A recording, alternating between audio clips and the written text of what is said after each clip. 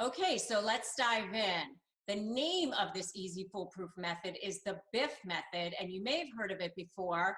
It is pioneered by the great Bill Eddy, and I have actually interviewed him before, and I will go ahead and post a link to that interview below as well so that you can check that out if you want to. But very briefly, BIF, B-I-F-F, stands for brief, informative, friendly, and firm. Step number one is B, which stands for brief. You're going to want to keep your interactions with that narcissist brief because their number one goal is to manipulate you, to use you for whatever they can so that they come out looking as good as possible. You only exist really to benefit them. They don't care about you. Whether you're dealing with an overt narcissist or a covert narcissist or whatever kind of narcissist you're dealing with, you want to be careful about getting sucked in to their patterns because as soon they want to suck you in. So for example, they'll give you like 3 choices. All right, here's 3 choices to settle our case or to resolve our issues, whatever it is. And then you come back and you pick one and they go, oh no, it's now changed. Because the end goal is not to actually come to a resolution. The end goal is to manipulate you. So don't get sucked into that. You have to keep your interactions as brief as possible. Okay, so that's step number 1. B stands for brief. Is this sounding familiar to you all so far? If so, put a hell yes in the comments. All right, ready? Number 2. 2 stands for I. I stands for informative. So yes, you can be informative. You can tell them things. You will want to be able to interact with them in a way that is just, here's the facts, here's the data, here's the supporting data. Because one of the things that a narcissist will constantly try to do is twist what you say. Twist your words, twist what you say. They're always going to want to make sure that they come out winning and on top. So gaslighting is one of the things that they'll use. So, you know, we had that conversation. You don't remember that? Oh, you agreed to blah, blah, blah. Oh, you misunderstood, blah, blah, blah.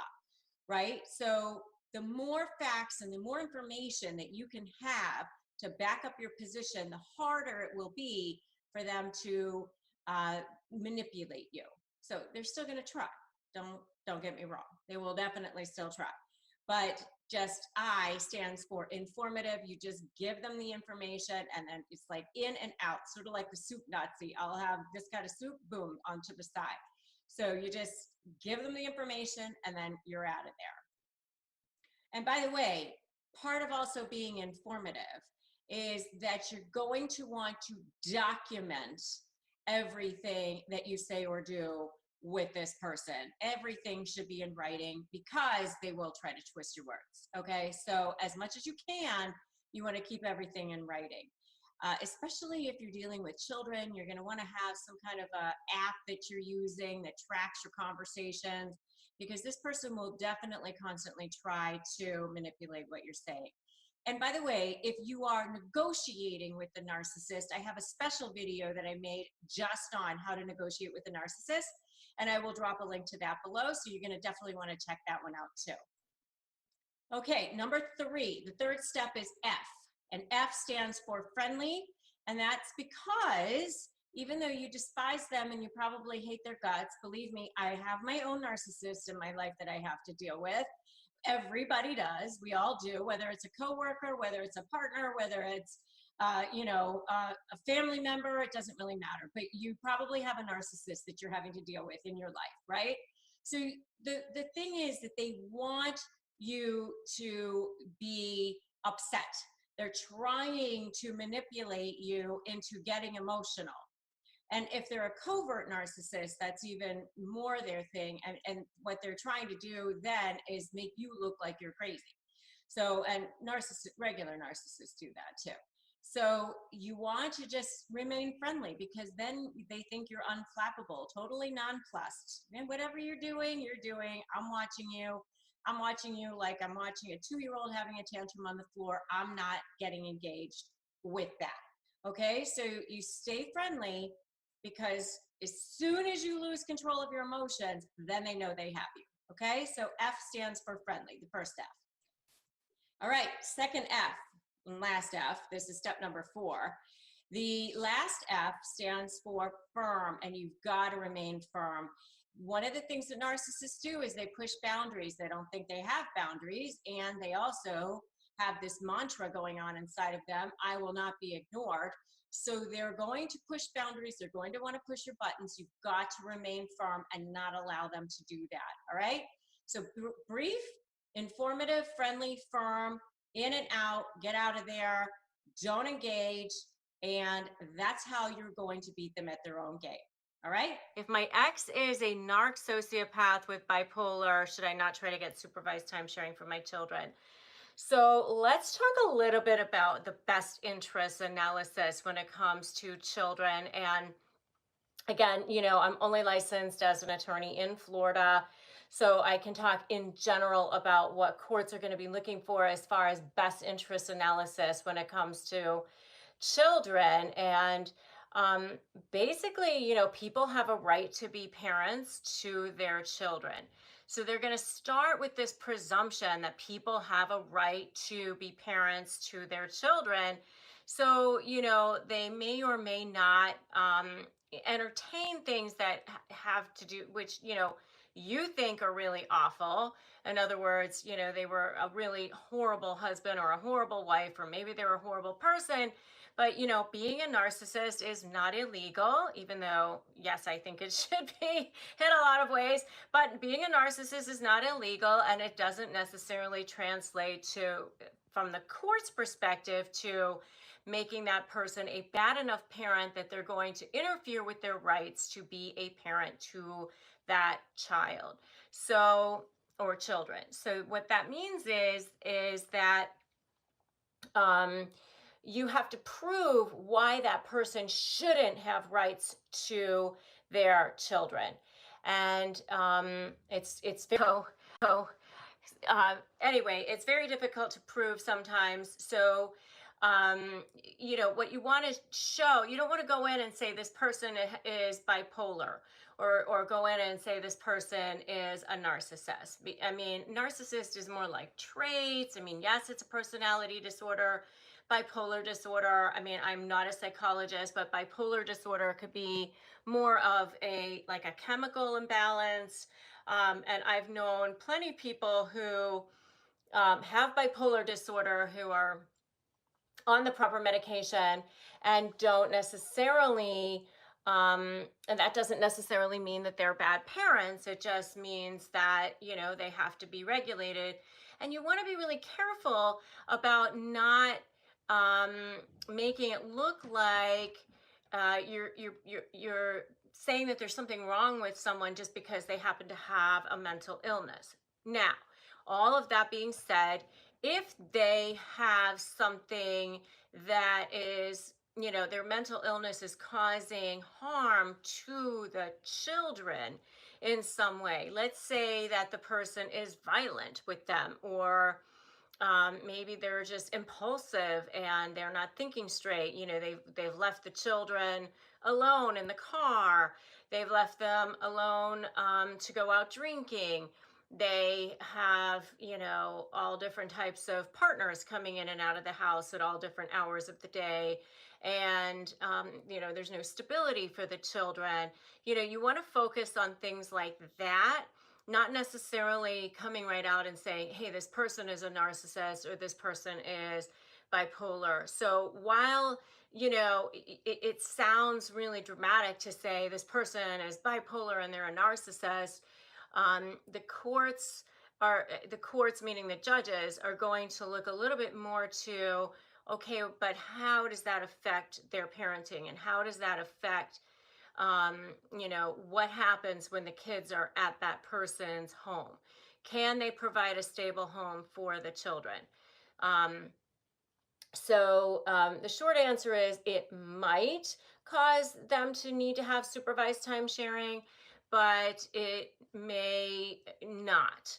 And even if somebody has supervised time sharing, a lot of times the courts are going to require some kind of a plan or a step up plan where maybe they're no longer going to have to be required to have supervised time sharing. It's pretty rare that they are going to be on supervised time sharing for the rest of the children's um, time sharing, until they're, let's say they're 5 years old for the next 13 years or whatever. So um, I would just say that sometimes it can make a difference, but sometimes it definitely, isn't necessarily the case. So I'm trying to finish answering your questions and also sort of look at other questions. I'm seeing it's kind of hard because I'm looking at this on my phone, but I'm seeing something about withholding medication. And, whenever a court is looking at what's going to be best for the children, they're definitely going to take a look at things like, okay, maybe the children are, diabetic, or they have ADHD or something that requires them to need medication on a regular basis. And they will take a look at whether or not that parent is giving them the medication. I've actually had judges put directly into court orders, that when they're with this parent, that this parent agrees to give the children the medication that they are supposed to have, um, as prescribed by the doctor. I mean, I've had parents who, I had a client one time who was ADHD himself. He did not like the um, the idea that he was on medication when he was a kid. And so he ended up, not liking giving the medication to his own son. So he just didn't give it to him. And, in his mind, he felt like he was doing his son a favor because he said when he was a kid, it made him feel bad, like sluggish or whatever it was. I can't remember why he said it didn't, work for him. But he just refused to give it to his child when he had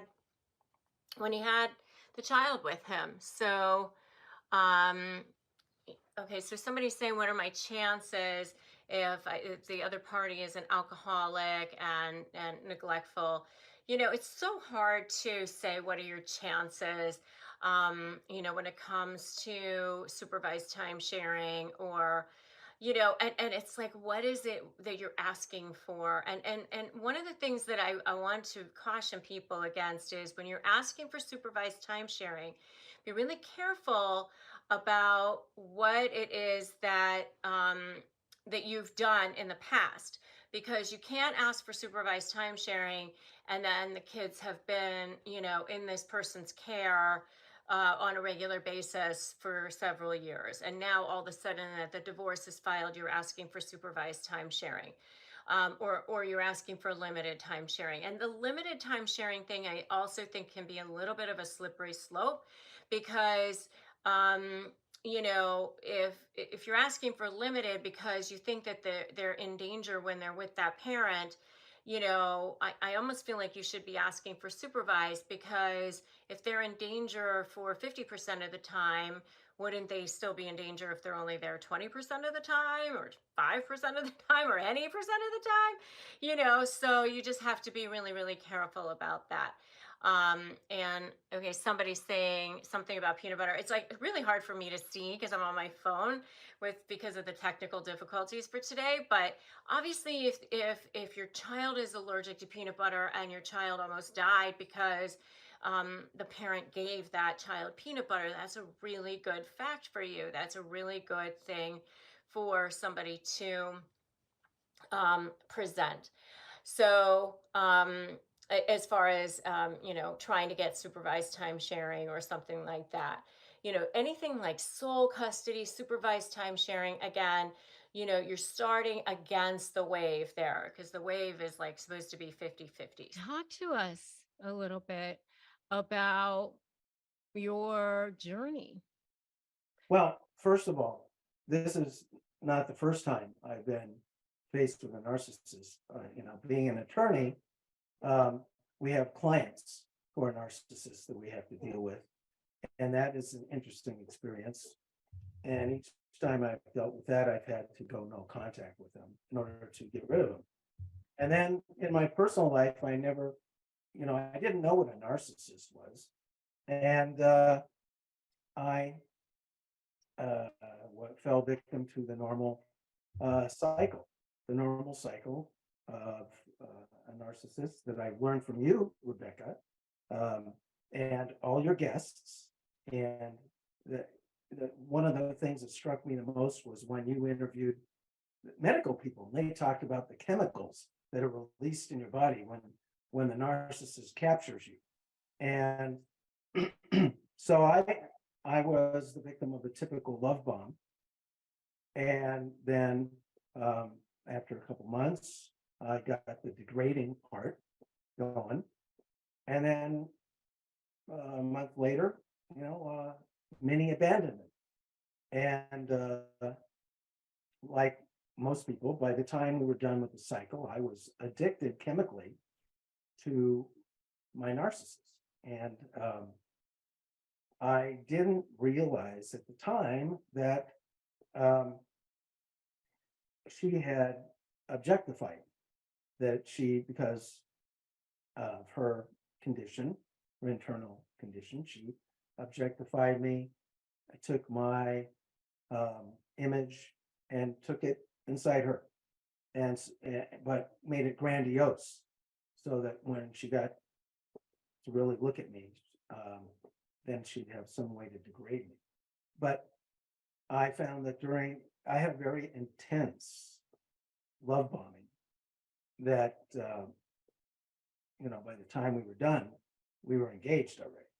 And it was, to me, it was the most powerful love I've ever felt in my life, something I'd never felt before. And I didn't realize it at the time, but because she had taken and objectified me, I was actually falling in love with myself. And it's very interesting to realize that after all this time. They mirror you. They mirror you. They know how to do that. Yeah. Because I always wonder, how could a person who is so different from me in age and ethnicity be so much like me? Now, how could they like the things I like, do the things that I do? It was like, a relationship made in heaven. And I couldn't do anything to fight it. It was like impossible.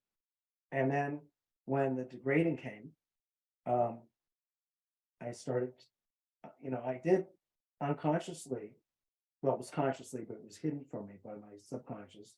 I did what you recommend. You recommend to take a journal, to make a journal entry. And I did that. I didn't know that I had done that until after the arrest. And Oh, he just throws that in there like, well, I think we'll get there eventually. But I wrote down I have 55 days worth of notes over a 5-6 year period of what abuse I took. And when I read it, and excuse me if I get emotional about this, because it's very close to me, and it's close in time to me. I'm still in the middle of it. And when I read the notes, I can't believe it's me. And the abuse was so obvious and tragic, and the control. I can't believe I gave away my control. I wrote a book called Taking Control, and I gave it away to somebody else. And how can I do that? So when I saw those notes, I was ashamed. I was embarrassed. I said, who is this person? Who am I? How could I let this go? but I couldn't help it. I was like a heroin addict. And I had always wondered about my friends in the music business who were heroin addicts and ended up committing suicide. And now I know, because, you know, in the trauma bond at the end, it's, you can really feel the narcotic effects of this.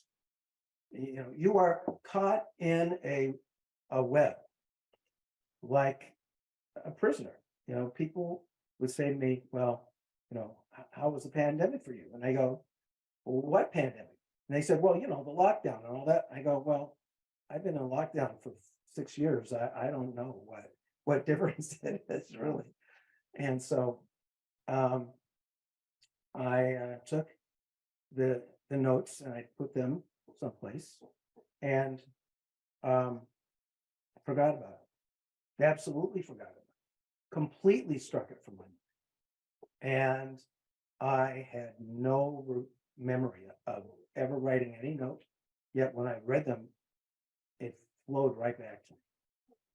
And so the reason why I know about the chemical addiction is from watching you on the show, and you know, all your YouTube videos were very instructive. You referred me to my attorneys, and I have been dealing with this and all the consequences of it ever since. And there's so many things to talk about. What happened? But what exactly would you like to hear? Well, why don't you talk about how you felt at the darkest hour? No, at the darkest hours, you know, I'm going to get a little emotional, but you know, I found a note that I left in my phone a day after I had taken pictures of some knives that were threatened. And the note said, if I'm dead, I'm not suicidal. You know, investigate the person next to me on my bed. So I thought I was a dead man. And I still harbor that fear today. And, you know, as a result, I have a protective order, which enables me to maintain no contact. Mm. It's a protective order. It's supposed to protect me. So, you know, and I know my attorneys are knowledgeable in narcissism, and it's very important that when someone gets involved in a marital or other kind of relationship where they need a lawyer, that they actually pick someone who knows what a narcissist is, because no one will believe you.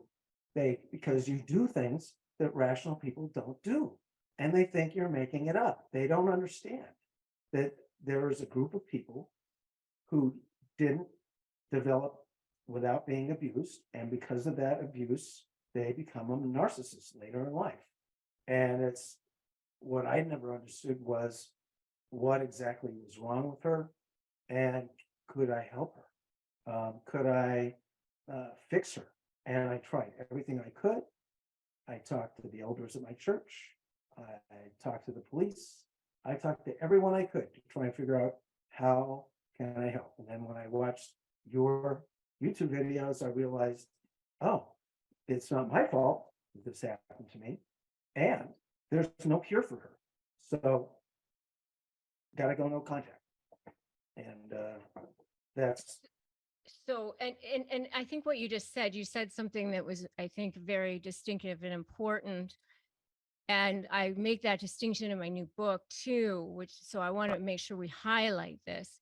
And that is that it's not just that the narcissist needs to be people need to understand the narcissist. People need to understand what the victim is going through as well, because you are also not in your right mind at that point.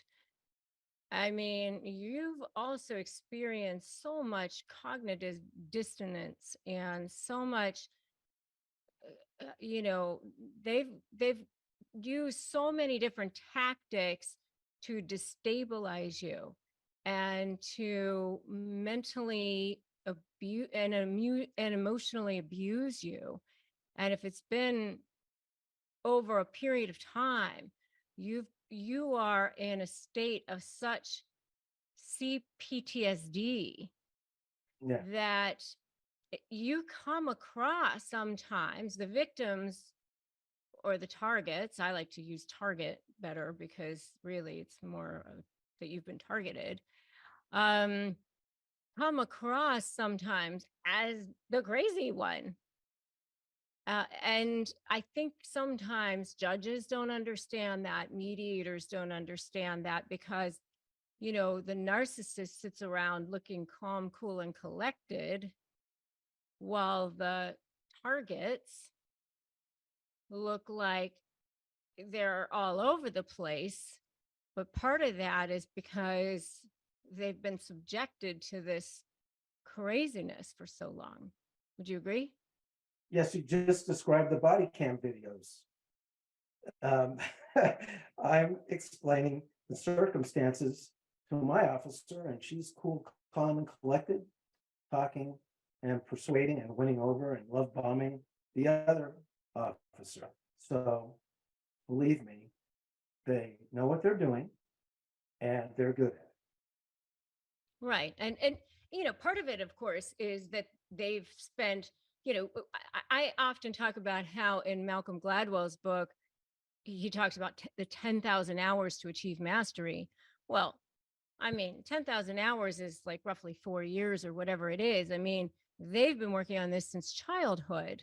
So, I mean, 10,000 hours has been achieved by them years and years and years ago. I mean, and if you don't have the empathy factor, and so you're not worried about how people are feeling or anything else, it's no holds barred, right? Yeah, So, you know, the hardest part is that, you know, I love her so much and I am hurt so much that someone that I love that much and trusted that much could harm me. You know, it's just, it's really a hard thing to accept. And, but you have to in order to go on. well, you have to understand that you're not loving a person who is capable of loving you back, number one. Mhm. And number two, it's not really love, because it's really more of that, what you were talking about, that trauma bond, that addiction, that, you know, I talk about Robert Sapolsky's study, you know, where he did that study on monkeys. And, you know, for those of you who haven't heard me talk about this before, that, you know, these monkeys were given a reward, a treat, if they did something good. And if they got this treat every single time they did something good, then the dopamine levels in their brain were non-reactive. Everything was the same. But if they got a treat intermittently, such that they didn't know when they were going to be rewarded, then just the anticipation that they might get a treat caused the dopamine levels in their brain to rise to the level of cocaine. So that it's you actually become physiologically addicted to that narcissist because of that high and low, that love bomb, the ghosting, the hot, the cold, the you know, and the highs are so high, you know, they love you more than you've ever been loved, and that, you know, the pedestal, the sweep you off your feet, and then the lows are so low, and that's what it is. So it's not a true love. And then the thing is, they also target people who have their own trauma, by the way. People who have had trauma in childhood, they're able to feel that core, that, you know, who have their own core wounds, who need to love other people, who want to pour all that love into somebody else, who want to save people, who think that they can give their, you know, that empath thing, you know, and so they take all of that and, you know, deplete you completely, and you're left feeling totally and utterly complete, you know, depleted, and they're still starving for as much supply as possible, and it's an unending cycle. But they feel they target people who have that kind of core wound of, I need to save somebody, you know, some people who have unhealed stuff inside of them as well. Right. Well, my character flaw is that I'm a rescuer, That's you my know, point.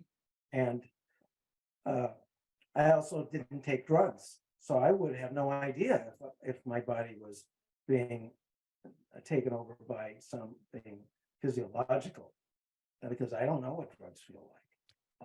I barely drank, and I really think that they have to make you a better person even than you were when they captured you, because they need more supply. And I think that there's a positive thing that happened to me because I was in a relationship. Despite all the abuse and all the things that I took, I actually grew to be a better person in every aspect, because I was pushed to be that way by the person who has captured me. And Well, then hey, I, if you can have gratitude for it, that's a good thing. That's a well, good thing.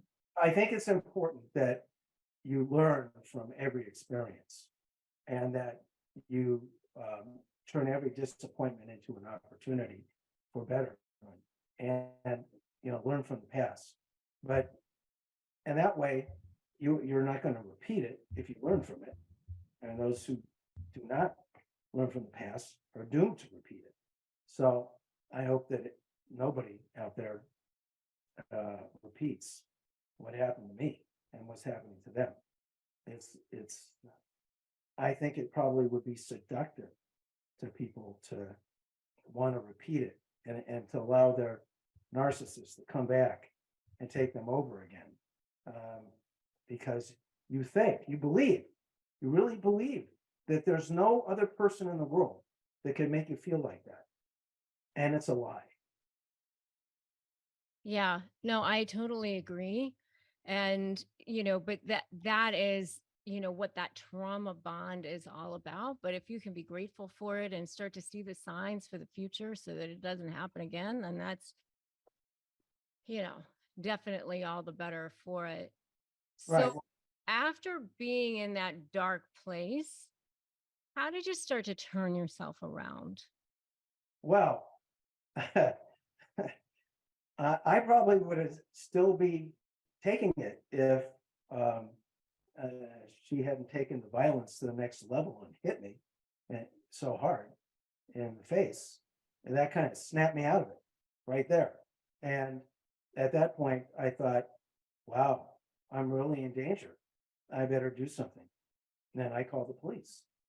And as a result, I had a moment of clear thinking.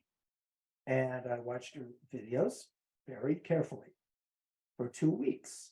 And during that time period, I discovered a lot about myself and a lot about her. And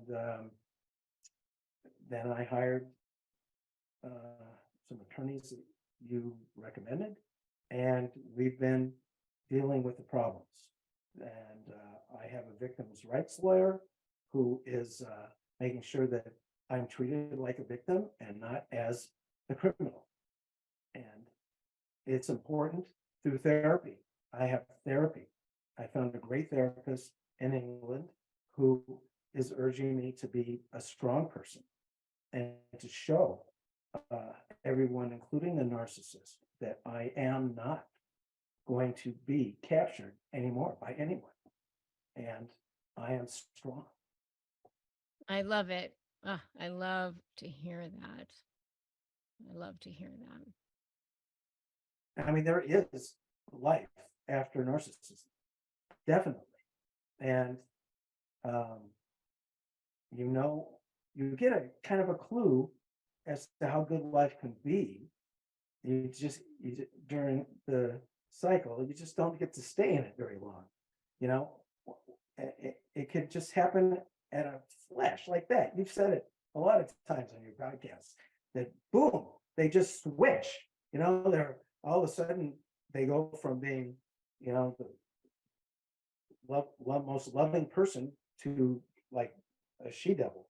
And it's just, you can't understand it. You know, I would just walk away and I would, you know, I learned a long time ago not to confront people who are like that. And I just would leave and I would think, what is going on here? This is insane. Now, how could somebody switch from saying, you know, how do you feel that I love you so much, to you're a liar, you're a cheater, you're saying all these bad words to me, you're yelling and screaming at me, and you're thinking, wait, who's she talking about? That's not me. Now that's her. It's really interesting, you know. She called me, I looked at my notes, she must have called me a liar 10,000 times. Yeah. And Yeah. Meanwhile, she's the liar, of course, yeah, every projecting. time she said liar, she's actually just raising her hand saying, liar, liar. Exactly. Because, you know, I found out that a lot of stuff she told me was not true. And I'm not going to go into any details, but we really need to form relationships with people that you can trust. Ah, And so people true. people who have integrity. And you know, the narcissist does not have integrity, and you can't trust them. You know, it's just, and if you give away your trust to them, you can guarantee that they're going to use it against you. As a lawyer, how do you feel about the SLAY program, and how do you think that that helps people? Well, having subscribed to it myself, you know, I think that it has very helpful hints for people about how to put things together for their lawyers, so their lawyers understand what's going on. You know, most lawyers and judges, they don't know what a narcissist is. They think that you're the crazy one and not the other person. And you have to, you know, somehow get your lawyers on the right page by showing them things. Like I picked out all my notes and my emails and gave it to my lawyer, and my lawyer came back the next day broken, you know, saying, oh, I can't believe, we got to get you out of this, you know, because they can recognize it when they see it, but when they hear it, they just don't get it, a lot of them. And they don't understand that they're dealing with someone who's not a normal person. You're dealing with a narcissist, someone who is only out to get what the narcissist wants. And so you have to figure out how to get from here to the end as fast as possible and safely as possible.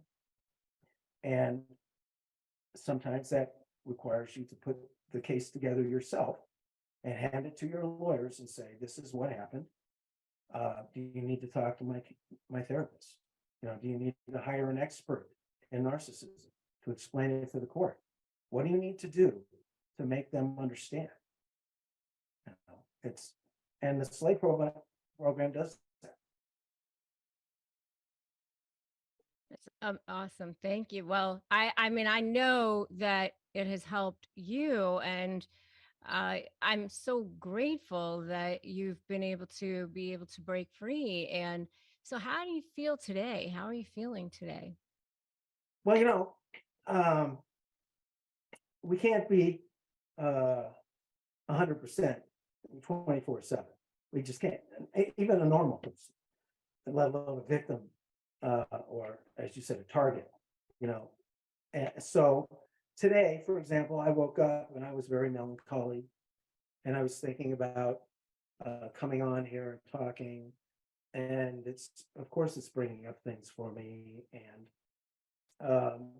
I knew that I was going to leave the pain and the melancholy in the room where it was, and I was going to walk out and close the door behind me and leave it in the room. And that's how I got the strength to make it to this. That's how I got there. So my day went from being dark to being light.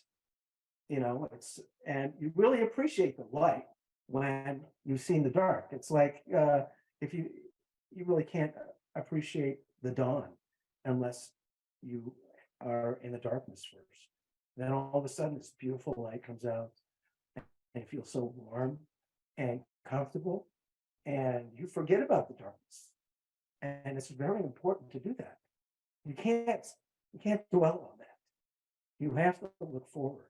The people who make it through life after dealing with a narcissist are the ones that take all of the baggage that they carry on their back and work through it and get it off.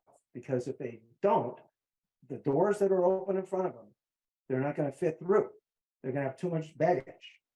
And you need to do that. They have to get through it. And it's rough. It's very rough, because not only is it a mental and emotional addiction, it's a physical addiction. And the chemicals that go through your body, I suspect that if you exercise a lot, like I've gone and I've hired a trainer, someone who I trained with in the past, and I have started an exercise program that creates some of the chemicals that my body missed after I severed the relationship. And the cortisol from the bashing that I took, I don't want to see that. I don't want to recreate that. But so what I did was I did therapy, and I did what the therapist suggested, which was to be a powerful person, to go back to the person to who I was before I met her, and to just look at my inner child and be that person again, and be strong and not give up myself to anyone again in that way. And that's what I'm doing every day. I love it. I love it. What would be the theme of your life today? My theme of my life today would be the clouds parted. Clouds are parting. Yep. I love Clouds it. parted and the sun is coming out. I love it. So any final words of wisdom for anybody who's listening who might be where you were? Well, I would say that I was so attached by the trauma bond that every minute of the day I wanted to write or talk to my ex, and I knew I couldn't. So I wrote it down on papers, and then I threw them away instead of sending them to her. And my advice is to people that if you get the urge to contact the person who's hurt you, write it down if you have. Look at it, read it, accept it, and then tear it up and throw it away. That's what you got to do to stay mentally focused, because you're being torn apart every day. and you have to put yourself back together by realizing that in the morning, they're going to feel one way, and by noon, you will have worked your way out of it, and everything's going to be okay. It is, as long as you don't make contact. That's the other rule you have. No contact. No contact means no contact. I don't know why people don't get that. It's the other person is dead. You can't contact them. You can't watch them on their Facebook. You can't watch them on social media. You can't follow them. You can't look at them. They're dead. That's the way you have to look at it. And if you really can make yourself do that, then you'll be fine. So for people who are in, I mean, so since you did Hoffman, and so anybody who's listening, we're talking about the Hoffman. It's a trauma program. It's very, very good. Right? Neither of us are affiliated with it. We just happen to both do it. It's a charity. It's it's actually a charity formation. Yeah. So it's the Hoffman Institute. But yeah. So for those of and both of us have dealt with narcissists and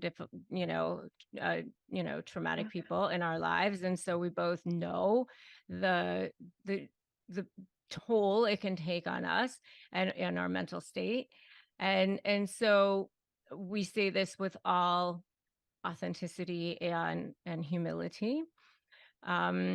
So for those people who are feeling that right now, and who are feeling, and smart people, brilliant people who are just in that situation right now, and they're going, okay, well, where do I start? This is great, and I would love to make money, and I would love to maybe do something. Where do they start? What can they do? So I would suggest, do you mean from a point of view of just breaking free from a narcissist, or just make being money, start an online business, or they're looking at you going, hey, she was able to go online and start an online business and make a multi-million-dollar business from nothing. Yeah. So I'm sitting in my house in a small town somewhere listening to you. What would I do starting today? I always would say the first thing to start with any business is, first of all, your purpose. So really understanding why you're doing something. And the reason I say that is because a business is just as hard as working for someone. All right. There's no easy route between either of them, but you have to do something you're passionate about, something you're excited about, something that you're actually this is why I want to get up every single day. So I think first and foremost, it's understanding what your purpose is, how you want to leave. I always think about how I want to leave this world better than I left it. And for me, my purpose is to really help female founders. So I created a marketing newsletter, which helps people get more customers, because I'm I want only 2% of women's businesses reach 7 figures. That's crazy to me. So my purpose was founded on that. I want to change the stats. I get her newsletter. And so focusing on that, and your purpose can be anything. I also think don't get ahead of yourself into thinking, oh, well, how could I possibly monetize that? Because that's going to come down the line. But it's just what am I good at? And that can be anything from cooking to, I don't know, dancing to any of it. But really giving your spouse arranging time to create, or whatever. Yes. Anything these days. And then once you do that purpose stage, you start understanding and start looking into a little bit more around, okay, well, what will people buy for this? I mentioned it earlier. So it's what do you love doing? What are you good at? And how can you combine that with where the market is? What is the market doing? And are people buying these things? And what will people pay for?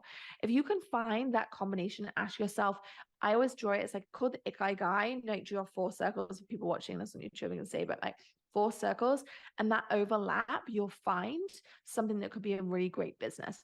The second thing I would say. So what are the 4 circles? It's what I'm good at, or what I like what I enjoy, what I'm actually good at. The third one is what's happening in the market. And then the fourth one is what will people actually pay for?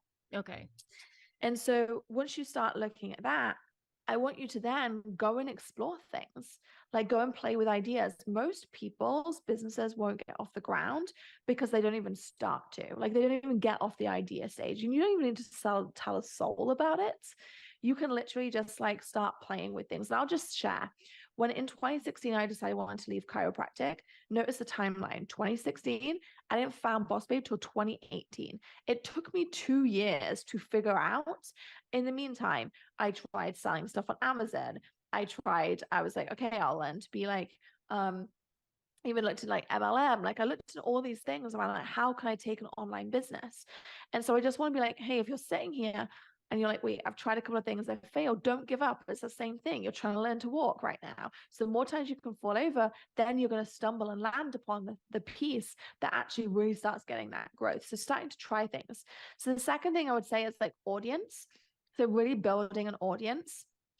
Or if you have an audience, like how can you sell it? How can you reach people? And let's say you're arranging flowers, you don't need to be out on Instagram, but you might just be like in your neighborhood newsletter, or you might just be in your, like you might sell, I don't know, maybe you're a beekeeper and you're like, getting honey and you start selling that to the local shops, like whatever that looks like for you. It's just finding where that audience is at.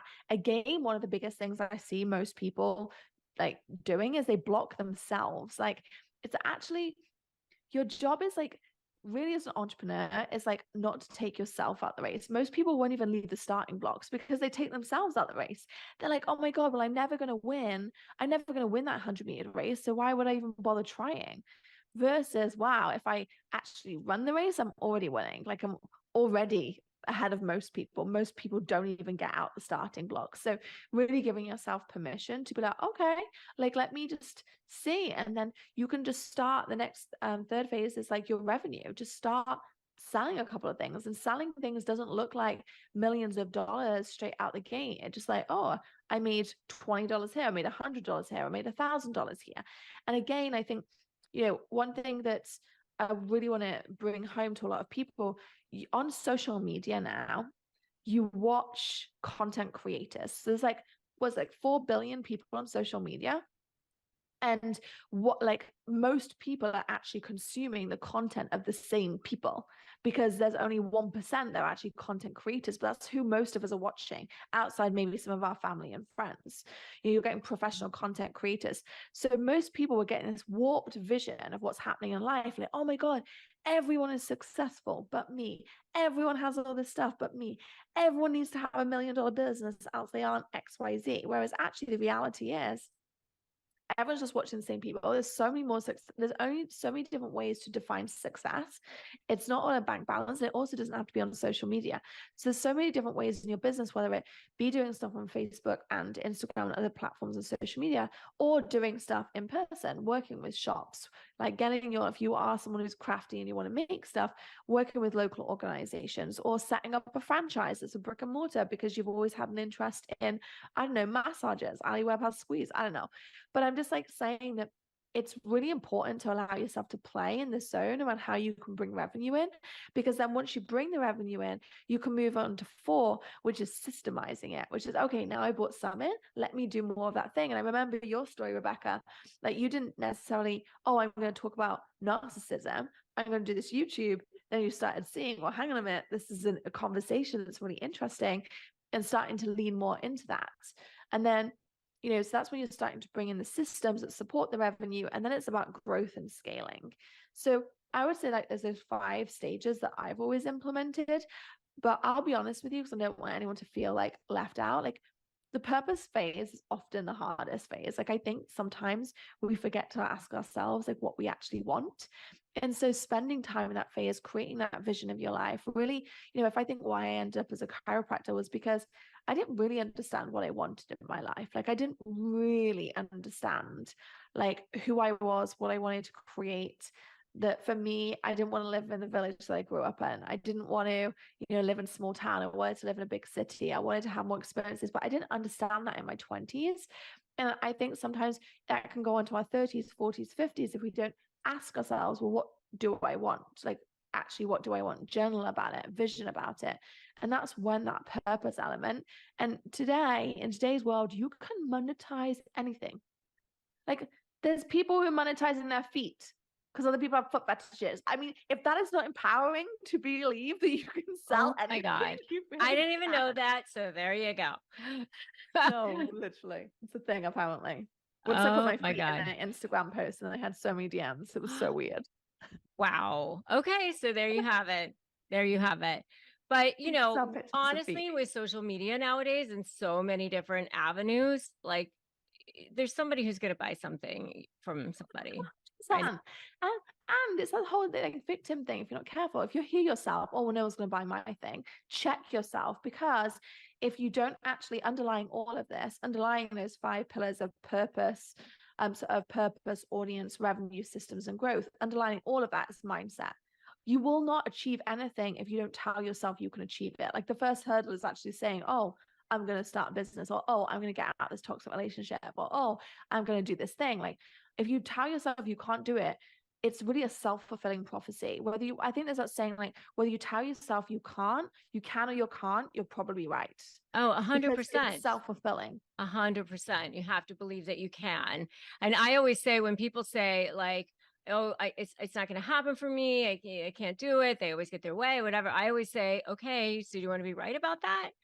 Or do Mm, you actually want to get what you want? exactly. Like that's actually a really good, really good. I've never heard someone say that. Like, do you want to be right about that? Because I think sometimes people do, because they're stuck in that thermostat, right? That's where they're comfortable. Like, But they're okay, you scared get to to be admit it. right. Go you. Yeah, you You're get to be right. right and you get to stay miserable if you want to. Yeah. Or you can be wrong and find the happiness that you feel you Yeah, deserve. exactly. I love that. So true. Yeah. So empowering. So you think you're free from that narcissist, but guess what? There are some things that you need to know once you've escaped. And let me tell you, this is the one thing that I say to people all the time. You don't actually just leave a relationship with a narcissist. Nobody just nicely walks away and says, hey guys, this has been a nice, let's stay friends. I thought that I could do that. I was in a business relationship with a narcissist, and boy, was I dead wrong. I have a whole video on that, by the way. It's actually called I Was Dead Wrong. There are so many things that I was dead wrong about when it comes to that. You have to escape. People like run from relationships with narcissists. You end up like escaping with your hair on fire. It's like you're running from a burning building. So once you're out and you think you're out, what do you need to know? Well, number one, I'm going to give you 5. So you're going to want to stay all and watch all the way till the end. This is really, really important. Number one is that it's not over. As long as they think that there's some kind of supply to be had from you, they will never let you go. And so if you think that you're just going to give them what they want and you'll be able to leave, you are dead wrong. So don't think, well, they'll see how nice I am. They'll see that I'm being reasonable. I'll give them something right from the beginning. And, they say they want to settle nicely too. And you're just going to be dead wrong. You're going to end up being taken advantage of. And you're going to be halfway down the road and you're going to be really, really upset that you gave in all of these things. And now you're way in the hole with attorney's fees, and they're going to hold you to whatever you said you were going to give, and yet they won't want to give you anything, and they're going to constantly be moving the goalposts when it comes to trying to make settlements and things. And by the way, I have a whole video on why narcissists move goalposts. You can definitely check that out. But they're going to be keeping tabs on you. As long as they think that they can get supply from you, they're going to continue to do that. So it's not over as long as they think that they can. It's almost like there's peanut butter at the bottom of that jar. As long as they think that there's some kind of supply that they can get from you, it will not be over. So that's number one. Number two is that they're going to try to line up those flying monkeys, and they're going to try to line up your friends, and they're going to try to line up their friends against you.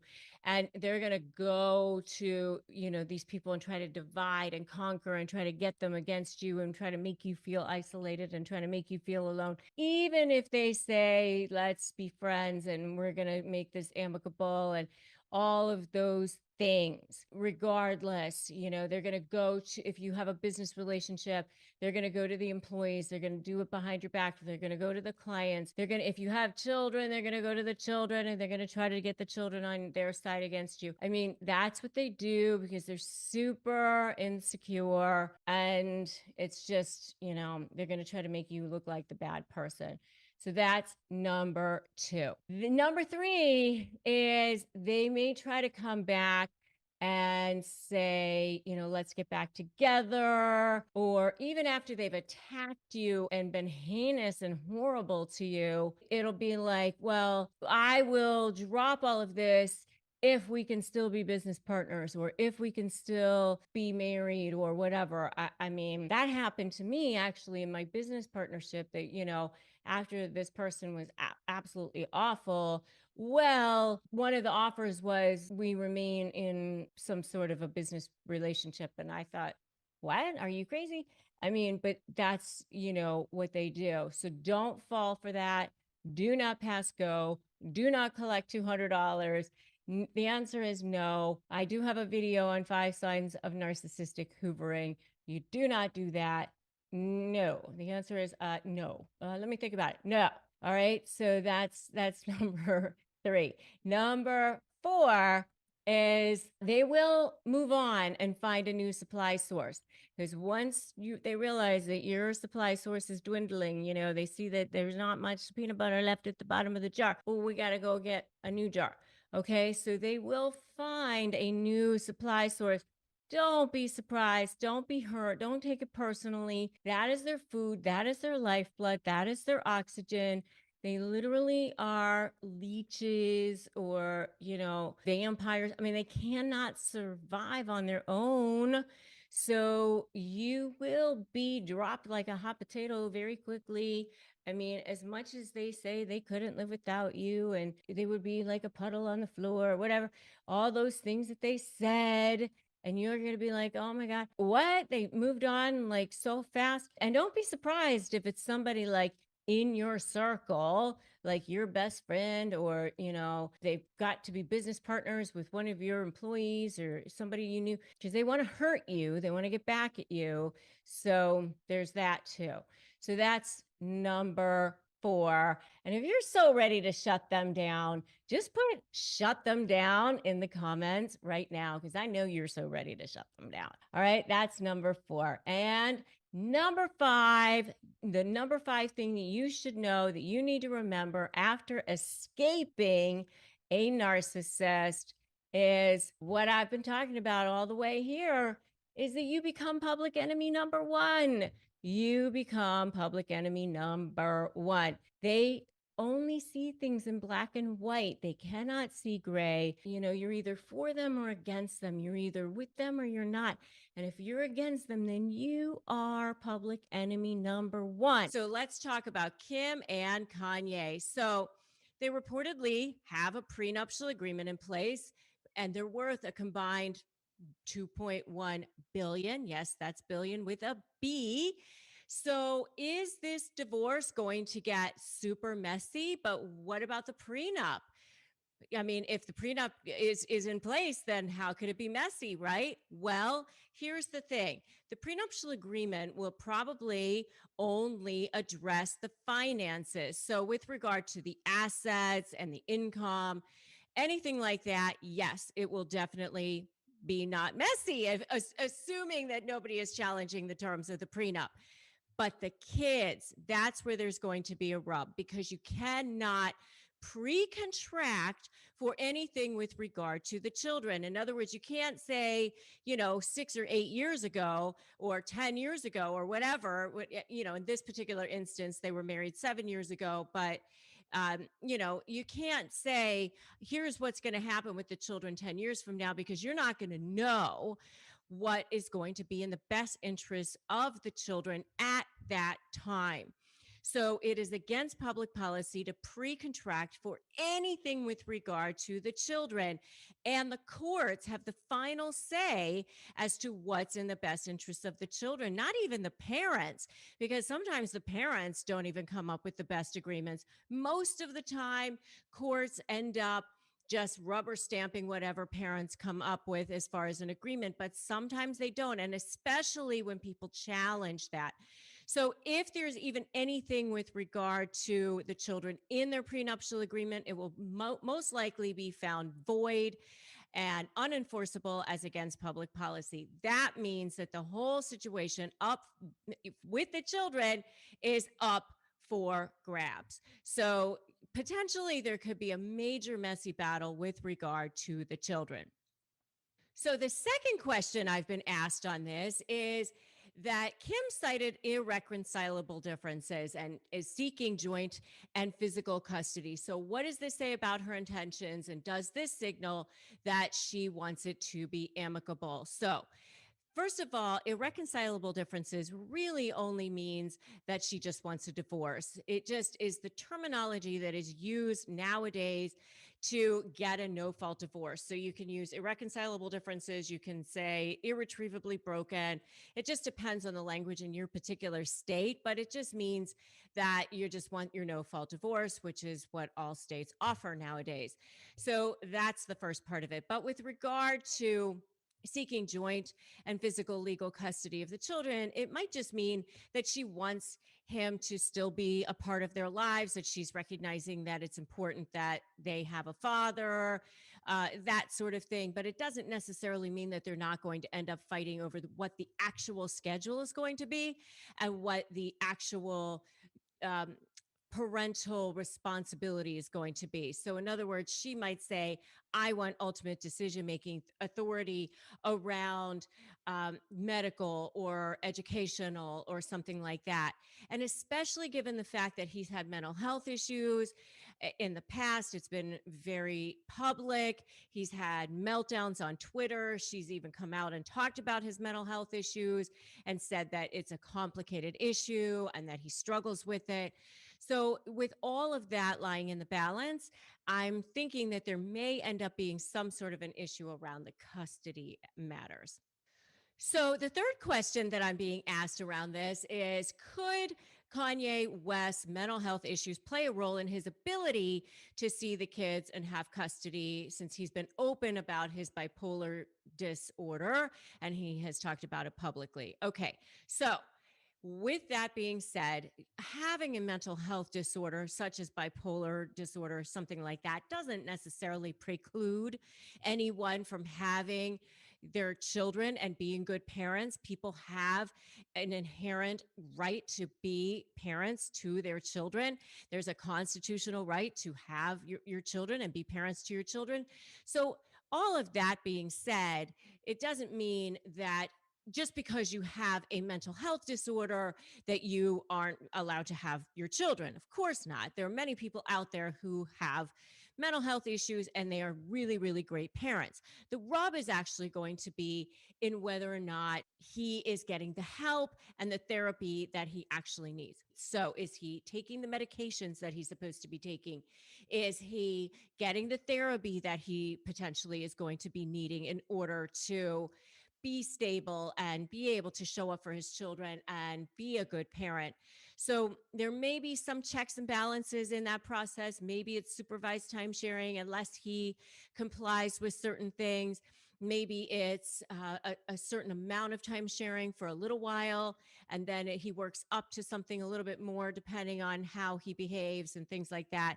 But, you know, the overall thing is he'll still have rights to be a parent to his children. He'll still have rights to get access to medical records, access to educational records, be able to come to the school plays, be able to show up at, you know, soccer games and things like that. But he won't necessarily get 50-50 time sharing, fully unfettered, if he is not stable and he's not doing what he needs to do to keep himself mentally healthy. And if you definitely saw this divorce coming, give me an I saw it coming in the comments below. So the next question that I've received is, they haven't listed their separate properties and assets, but Kim reportedly noted in her petition that pursuant to the parties' premarital agreement, all assets and obligations of each party are his or her own separate property. And she also asked the court that each of them pay their own attorney's fees. So what does this mean? So this means that they probably have kept their assets pretty separate throughout the marriage. And the prenuptial agreement probably says something like anything that's jointly owned will be split jointly and divided equally. But my guess is maybe they haven't even titled anything jointly. And if they do have anything that they've purchased jointly, they've already figured out who's getting what or something like that. So more than likely, the financial piece of this thing will just shake out very, very easily. As far as the attorney's fees piece, she probably just pleaded that because it's required. The 5 main areas of a divorce are your assets and liabilities, your alimony or support issues, parenting plans, child support, and attorney's fees. So she probably just pleaded something about that because she had to. And more than likely, the prenuptial agreement has something in there that says if either party challenges the prenuptial agreement, then the losing party is going to have to pay both sides fees. But in this particular case, you've got two people who both have wealth, who both have money. So more than likely, they have the ability to pay their own attorney's fees anyway. So it's not going to be an issue. So the final question is, despite the split reportedly being amicable, is there anything about the divorce between two high-profile stars like this that worries a divorce attorney? How can things go wrong? How can things go wrong? Every divorce attorney is laughing out loud right now because, of course, every single person, when they walk into a divorce attorney's office, says, I don't want to fight. Everybody says that. Even the flaming narcissists say that because why? Because they don't want to have to spend a lot of money. However, then people start disagreeing. And what I've heard is that Kanye is not so happy about this divorce, that he is stewing, that he is sad, that he is angry, that he is mad.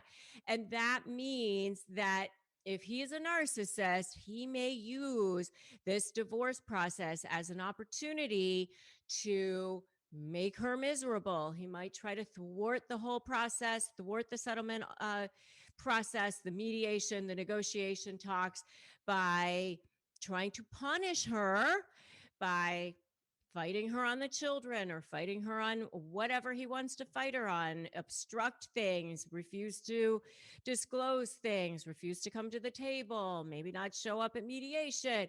You know the deal.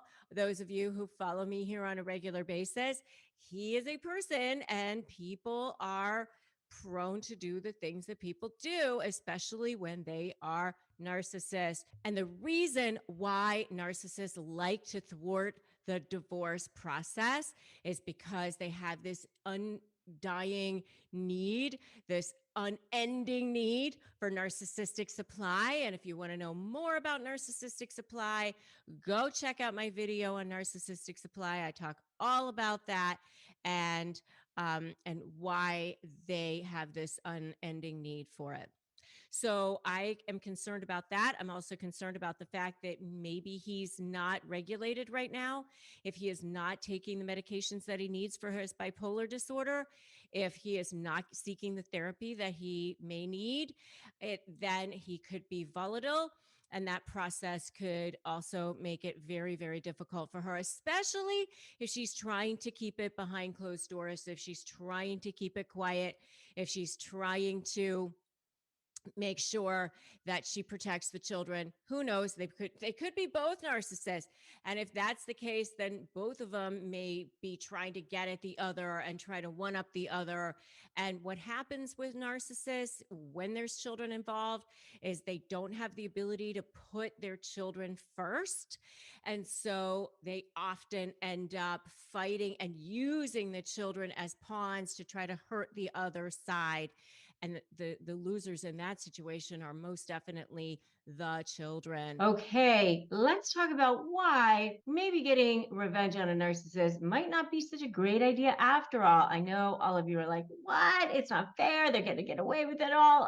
No, it's terrible. Narcissism is a personality disorder. It's a personality disorder where these people have an inflated sense of themselves. You're not going to change them. I always say it's the 4 F's, right? Don't call them a narcissist. Don't think that you're going to get them to see your side. Don't think that they're going to ever acknowledge you, or don't think that they're ever going to see anything that you ever did for them. None of these things are ever going to happen. They need this constant sense of attention. They're not going to have empathy. There's this constant emotional aftermath. And I mean, I really thought that at some point that there might be closure and all that sort of thing. There never is. You're never going to get that closure. You constantly are feeling this sense of emptiness because you're feeling like, where are my feelings in this whole thing? But you're not getting it. Your needs are never going to be met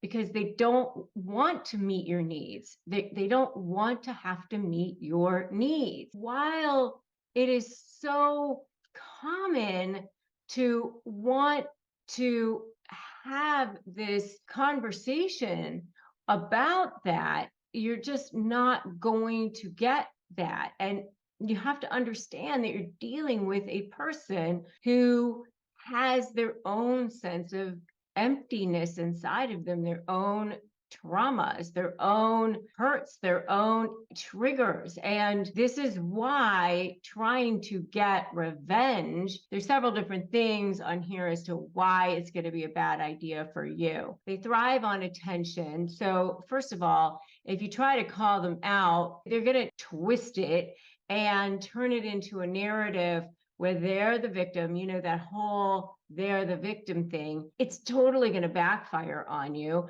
and they're going to end up getting more attention, more sympathy. You really have to be strategic about the kinds of things that you're going to do as far as revenge. I've never seen it work out well for people. It just haven't seen that work out well for people, especially when they try to use the court system for revenge. It just ends up costing you way more money, way more time, exhausting you in the process. It just doesn't work out well. You end up lowering yourself to their level. You're down in the mud with them. You end up just regretting it down the line. You have now compromised your own moral compass in the process. Depending on the type of revenge that you're thinking about, it can even potentially have legal consequences on you if you're going to do something that might cost them their job. It can certainly damage your professional reputation, your personal reputation. Definitely seen that happen too.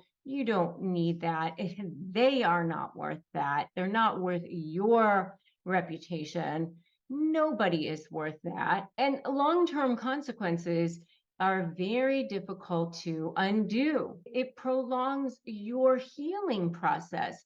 They're not hurt in that process because they don't care about you. And so you don't get over this. You're putting all your energy into trying to hurt this person who is just laughing at you. And in some ways, they're glad to continue to get this narcissistic supply from you because they know that you still care in some way.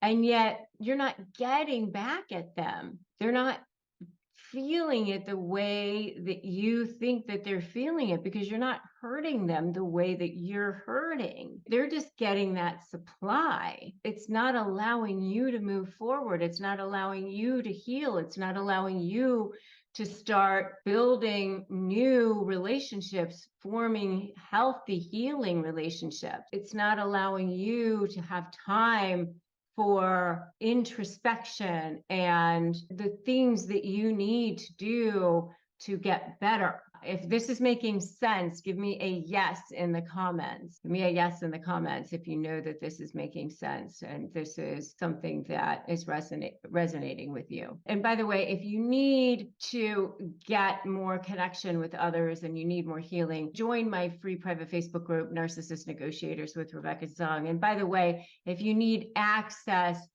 to therapy and you don't have it where you are, we do have a sponsor on this channel. It is BetterHelp. You can go to betterhelp.com/Rebecca Zung to get access to online therapy. We receive commissions on that. It does not cost you any extra. We just want you to have access to help and support and resources that you can trust and that have been vetted by us. The next thing is that it can backfire. And remember, it can tarnish your reputation. Maybe it does work. Maybe it does end up doing something to them, but maybe it doesn't. If it ends up doing something to you, then what good is that? How is it helping you if it ends up backfiring and hurting you along the way? And especially if others don't see it the way you are hoping to see it. Sometimes you can't control the way outcomes end up happening. You might end up isolated. You might end up further targeted. And remember how narcissists are very adept at playing the victim, and they're very adept at turning situations to their advantage. So you have to be extremely careful about that. By the way, if you are negotiating with a narcissist, make sure you get my free Crush My Negotiation prep worksheet. You can get that at winmynegotiation.com, winmynegotiation.com. Make sure you get that so that you can start winning your negotiation. The next thing is it reinforces their belief, that you're still there, you're still interested, that you still want them in some way, that you're malicious, that you're the bad one. It gives them a narrative. All of those things, that you're acting out of spite, that they'll use it as proof. All of that, it emboldens their behavior.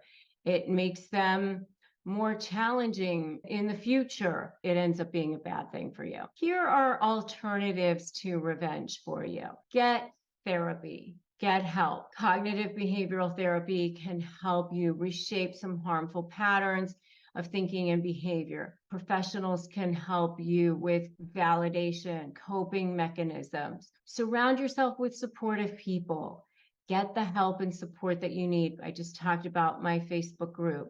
That's a great place to start. Make sure you get my new book, slaythebullybook.com. Make sure you get that. Joining a support group for those who've experienced narcissistic abuse can be super cathartic. Shared experiences foster understanding and can help process that trauma. Make sure you educate yourself about narcissism. That's why you're here too, right? Don't blame yourself. Don't have those feelings of guilt that you have. Focus on your self-care. Focus on your healing. Have something that you can pivot your thoughts to. Channel your negative emotions into positive outlets. Engaging in fulfilling activities that will help your self-worth, help your joy. Make sure you set those boundaries. Employ things like gray rock. Don't allow them to trigger you. And make sure you go no contact. That is super essential when you're dealing with narcissists. Having boundaries, having a way that you can start to heal. Taking that high road. I always say, wear the white hat, they're the black hat. And personal growth.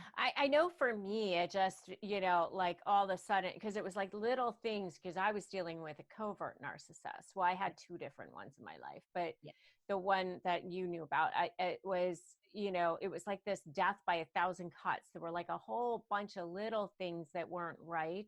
Yeah. But, with covert narcissists, they're so subtle and they're really, really good at being passive aggressive and just manipulative enough to get under your skin, but they live on this balance of this teetering of just enough to annoy you and traumatize you, but not enough for the world to see what they're doing to you.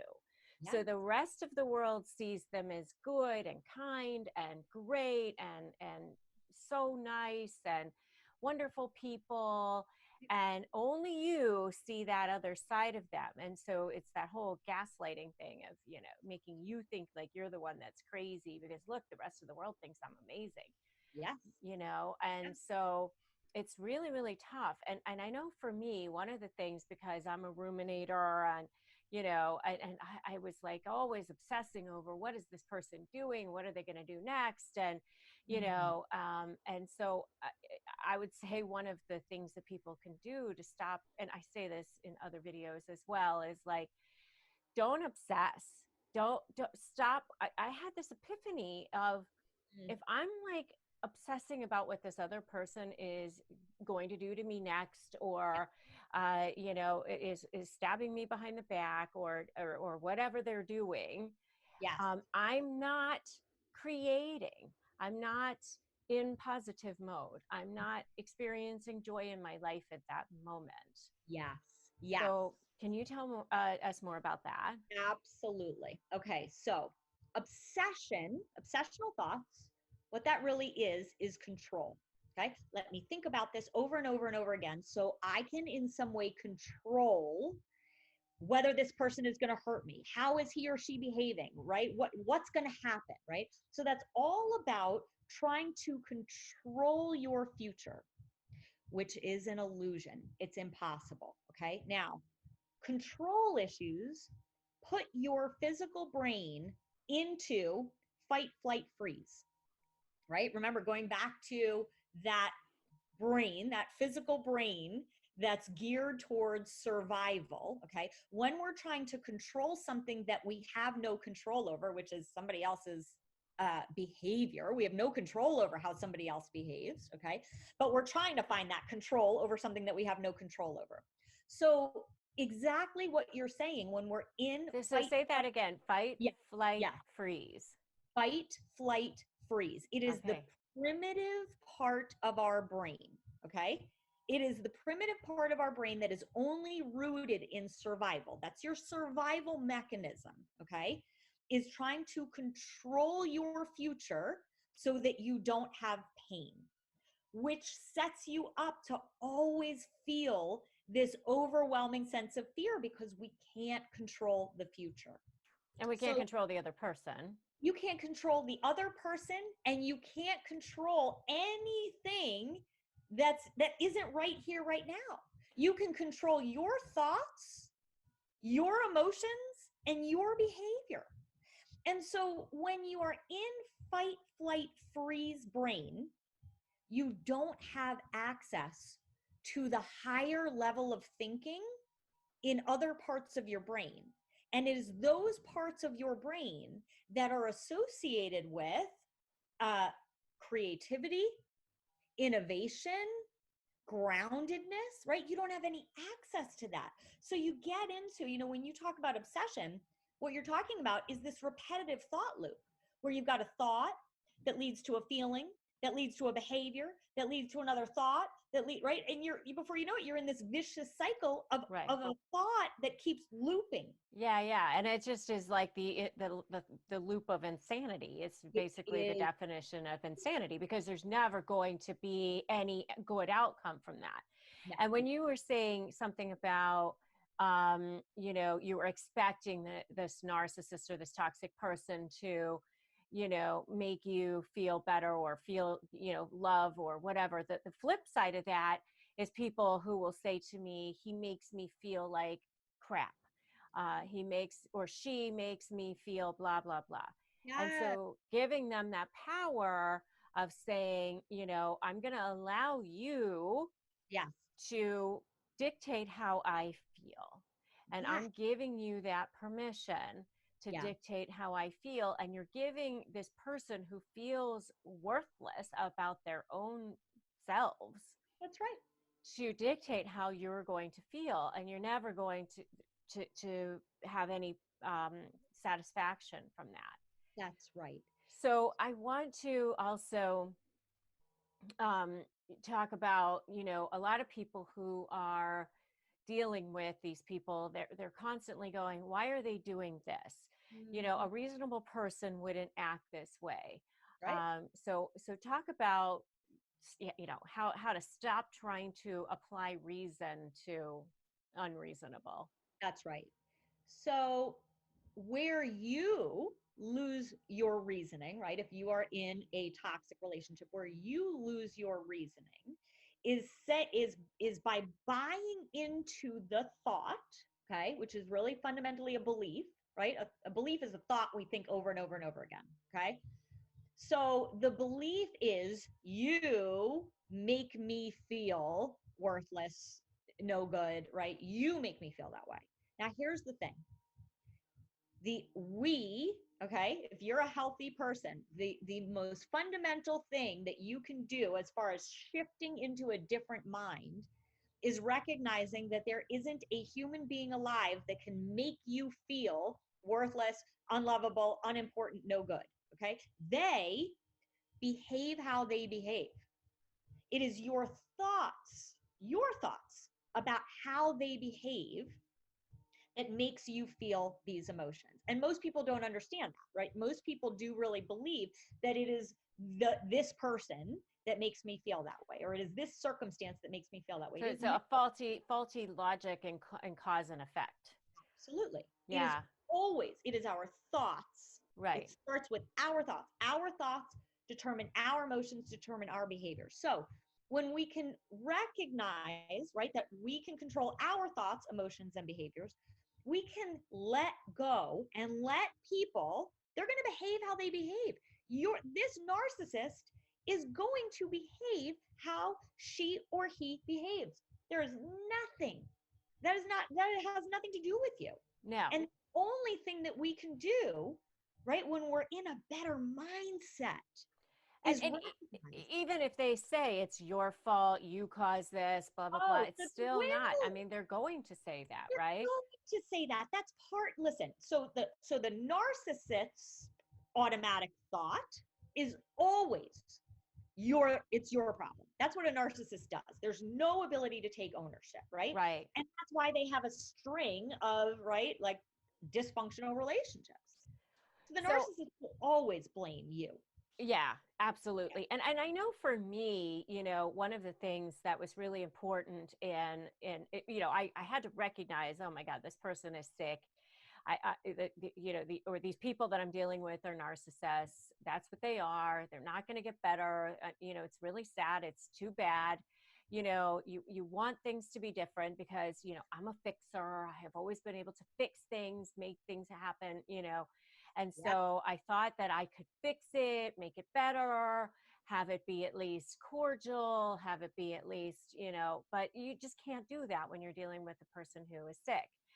And so acknowledging your own behavior, acknowledging what you did to allow this to happen is I think really important, because then that actually allows you to take control over and realize, okay, I have control for the next time, and forgive yourself and go, okay, this happened. Yes. And I can learn from this. And now I know these things, but allowing, I allowed it to happen.